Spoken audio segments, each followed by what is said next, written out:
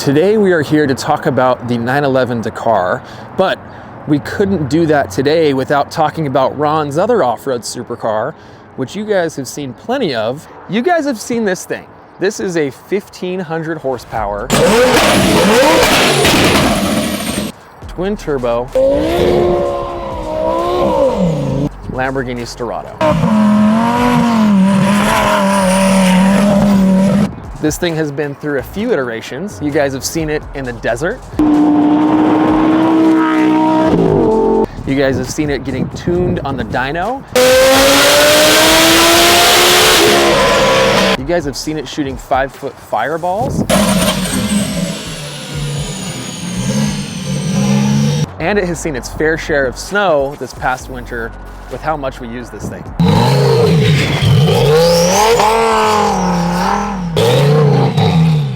So as far as this car stands, I would go to say that this is kind of the poster child of the collection. It's camouflage, it's off-road capable, it's a Lamborghini, and not just that, it's a twin turbo Lamborghini Sterrato. So there's 2,499 of these Porsche Dakars produced, and there was 1,499 of these Lamborghini Sterratos produced, and Ron happened to buy one of each. So our main focus today is the Porsche Dakar. I still don't know how to pronounce this car, Dakar. So the Sterrato has had its time in the spotlight, but honestly, this car might even be better. So the Sterrato, I feel like, does have a certain like dopamine-inducing effect on your brain that you're like, oh my gosh, I'm off-roading in a Lamborghini, but I feel like off-roading actually comes down to capability.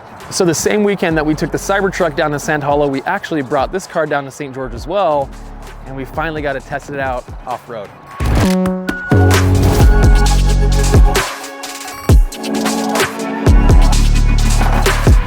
Hey, one more thing, Ron isn't here, so we're going like 25-50% on this thing today.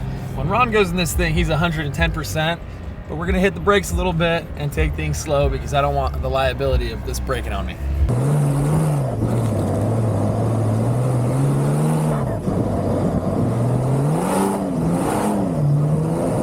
There's a time and place that this belongs, and the place is like wide open sand dunes. Holy cow, it is tearing it up, dude. This thing is awesome. So yeah, I think the more that we can avoid areas with any rocks and just stay in this sand, the better, because hey, that's less liability to break this thing, and it feels fantastic in the wide open. Oh my gosh, it feels so good. This is stuckage number 1 of the day. Luckily, there's a great community of people here in Sand Hollow that are here to pull us out. And we're up to the frame in this thing, so let's get pulled out.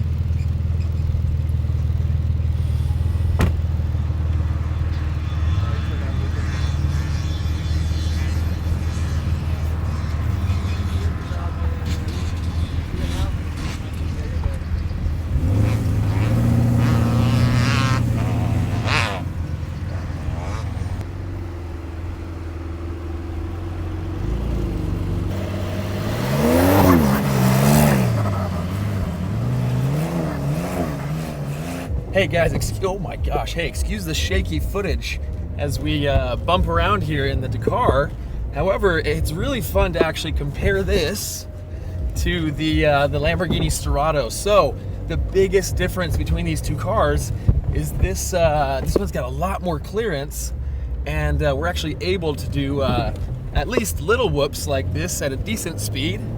And although you do get tossed around a little bit, it feels pretty phenomenal off-road.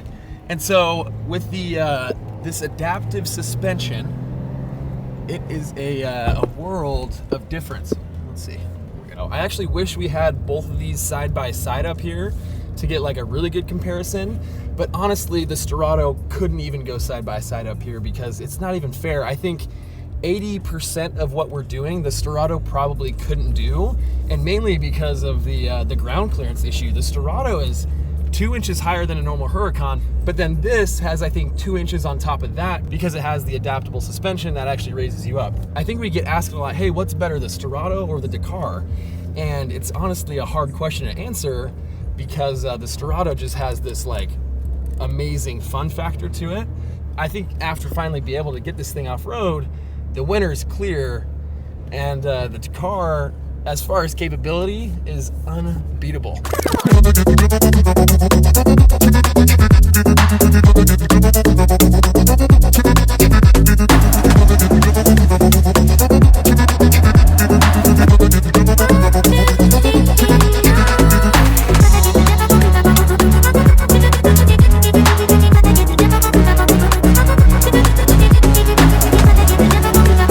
Really quick, the main thing that actually saved our butts when we were down in St. George driving this car off-road is the fact that this car, unlike the Sterrato, has a feature where the suspension can actually raise up 2 or 3 inches.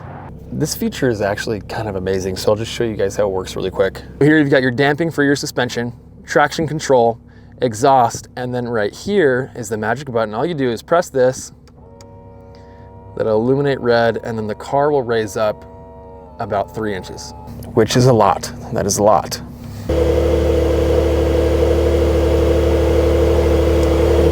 Anyways, let's get back to some of the fun that we were having in St. George.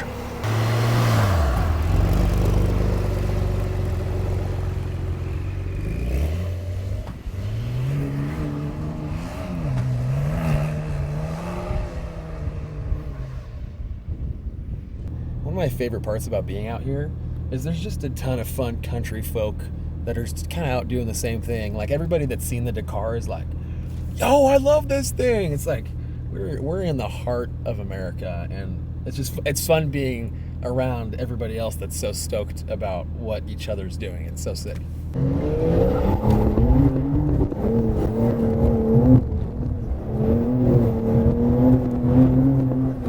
Yes. Dude, how sick is that? Oh my gosh. Oh, this thing is amazing. This thing is incredible. Holy cow, dude. It is a rocket ship.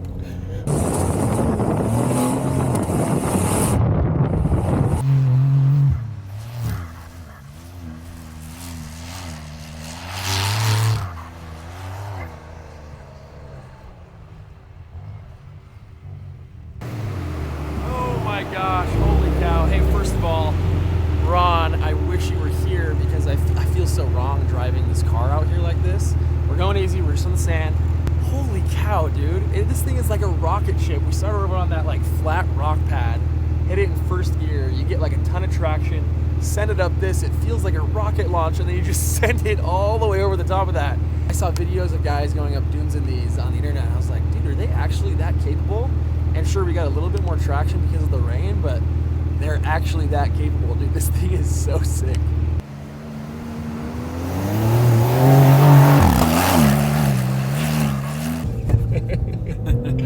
Hold on, let's see.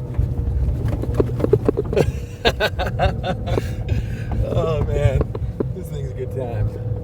This thing is a good time. Look at some of these features, dude.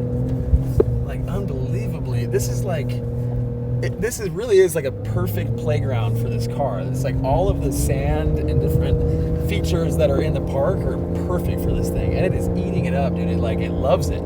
This thing belongs out here.